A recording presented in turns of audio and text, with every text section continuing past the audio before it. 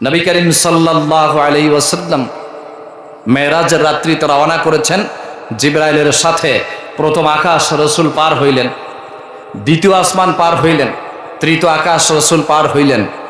দেখলেন যে আসমানের বিভিন্ন জায়গায় রসুলকে দেখাবার জন্য আল্লাহর সমস্ত নিদর্শনগুলি একের পর এক বাই সিরিয়ালে কমপ্লিটলি রাসূল করিম সাল্লাল্লাহু আলাইহি ওয়াসাল্লামকে আল্লাহ পাক দেখাইছিলেন। এক জায়গায় গিয়ে নবী করিম সাল্লাল্লাহু আলাইহি ওয়াসাল্লাম দেখলেন যে একজন ফেরেশতা বসে আছেন, চমৎকার একটি চেয়ার, স্বর্ণ, হীরা, রূপা, একুত পাথর, জহরাত, যত দামি দামি ধাতব পদার্থ থাকে সমস্ত পদার্থ দিয়ে একটি চেয়ার তৈরি করা, বিশাল দেহের একজন ফেরেশতা বসে আছেন। সামনে একটা টেবিল, পাশে একটা গাছ আছে। নবী করিম সাল্লাল্লাহু আলাইহি ওয়াসাল্লাম ফেরেশতাকে দেখে বললেন, আসসালামু আলাইক, তোমার উপরে আল্লাহর রহমত নাজিল হোক। ফেরেশতা জবাব দিলেন না। হযরতে জিবরিল আমিন বলছেন, ফেরেশতাকে ডেকে বললেন, ইয়া মালাক, হে আল্লাহর ফেরেশতা, কে তোমাকে সালাম করেছে তুমি কি তা জানো? যাকে সৃষ্টি না করলে আল্লাহ তোমাকে বানাতেন না, তিনি হচ্ছেন আল্লাহ পাকের গোটা সৃষ্টি জগতের ভেতরে আল্লাহর পরে যার মর্যাদা তিনি মুহাম্মাদুর রাসূলুল্লাহ সাল্লাল্লাহু আলাইহি ওয়াসাল্লাম।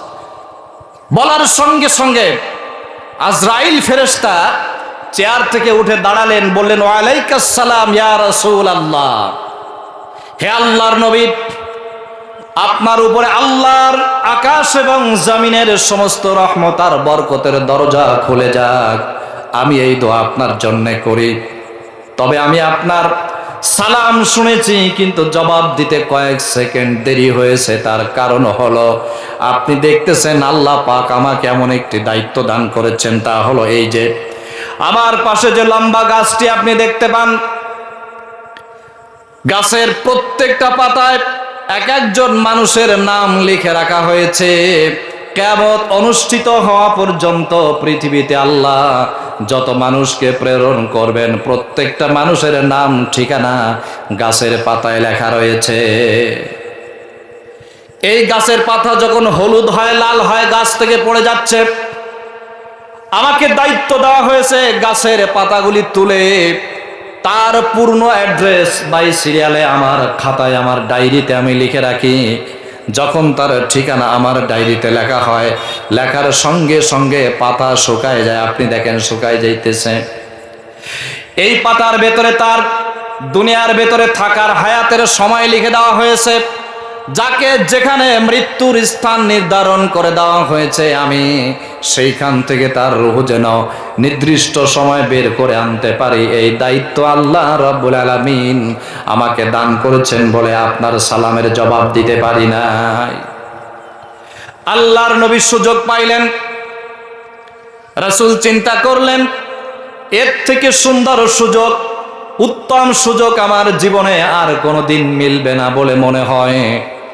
তিনি জিজ্ঞেস করলেন, মালাকাল মাউত, তোমার কাছে আমার জিজ্ঞাসা, আমার জানতে মনে চায়, এই দুনিয়া থেকে একই টাইমে অসংখ্য মানুষ মরে যায়, জিন ইন্তেকাল করে, বিভিন্ন প্রাণী পর্যন্ত মৃত্যুবরণ করে, অথচ তুমি একজন মালাকাল মাউত, একজন ফেরেশতা, একই টাইমে দুনিয়ার এত প্রাণীর রূহ তুমি কেমনে বের করো, আমার জানতে ইচ্ছে হয়।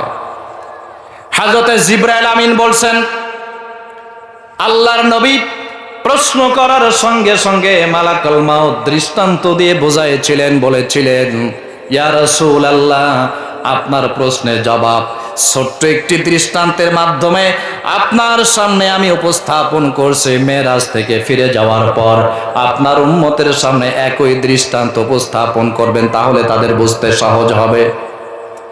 সেই উদাহরণটি হলো এই যে একটা ফ্রিজের ভেতরে কয়েক রকম খাবার দেয়া একটা সুস্থ মস্তিষ্ক সম্পন্ন মানুষের চোখের সামনে যদি দেওয়া হয়, আর যদি বলা হয় আল্লাহর বান্দা বলো এই ফ্রিজের ভেতরে কয় রকমের খাবার রাখা, বলতে অসুবিধা হবে নাকি? মনে করেন ফ্রিজের ভেতরে রসগোল্লা রাখা আছে, আঙ্গুর রাখা আছে, গোশতের টুকরা রাখা আছে, কয়েক রকমের খাবার একটা প্লেটের ভেতরে রেখে কোন মানুষের চোখের সামনে দেওয়ার সাথে সাথে এসে দেখে বলতে পারে এই প্লেটের ভেতরে এই ধরনের খাবার আল্লাহ তাআলা রেখে দিয়েছেন। আল্লাহর নবীকে মালাকুল মাউত আজরাইল ফেরেশতা বলেছিলেন, ও আমার আল্লাহর রাসূল, মানুষ যেমন দেখার সঙ্গে সঙ্গে বলতে পারে গোটা সৃষ্টি জগতের ভেতরে আল্লাহ যেখানে প্রাণী রেখেছেন তা আমার চোখের সামনে ফ্রিজের মতো পরিষ্কার রেখে দিয়েছেন। সমস্ত জায়গার প্রাণীগুলি আমার চোখের সামনে স্পষ্ট পরিষ্কার। যার যখন দুনিয়ার হায়াত শেষ হয়ে যায় আমার হাত বাড়িয়ে দেওয়া হয়, আমার সহযোগী ফেরেশতারা যায়, তার রূহটা আমার হাত দিয়ে আল্লাহ পাক বের করে দেওয়ার যোগ্যতা আমাকে দান করেছেন। হাত দিয়ে রূহ বেরিয়ে আসে, সেখান থেকে রূহগুলি বের করে আমার সাথী সঙ্গী ফেরেশতাদের কাছে দেওয়া হয়। ফেরেশতারা রূহগুলি নিয়ে যদি জান্নাতে মানুষ হয় আল্লাহর জান্নাতে পৌঁছায়, আর যদি জাহান্নামী মানুষ হয় প্রথম আসমান থেকে আছাড় দিয়ে ফেলে দেওয়া হয়। জাহান্নামী মানুষ যারা দুনিয়াতে থাকবে মৃত্যুর সময় নবী করিম সাল্লাল্লাহু আলাইহি ওয়াসাল্লাম বলেছেন মরণের সময় জাহান্নামের কোন জায়গায় থাকবে এই দৃশ্য আল্লাহ পাক মৃত্যুর সময় তার চোখের সামনে তুলে ধরেন। সে জাহান্নামের দৃশ্যগুলি দেখতে থাকে। এই অবস্থা দেখতে দেখতে মানুষটা দুনিয়া থেকে বিদায় হয়ে যায়।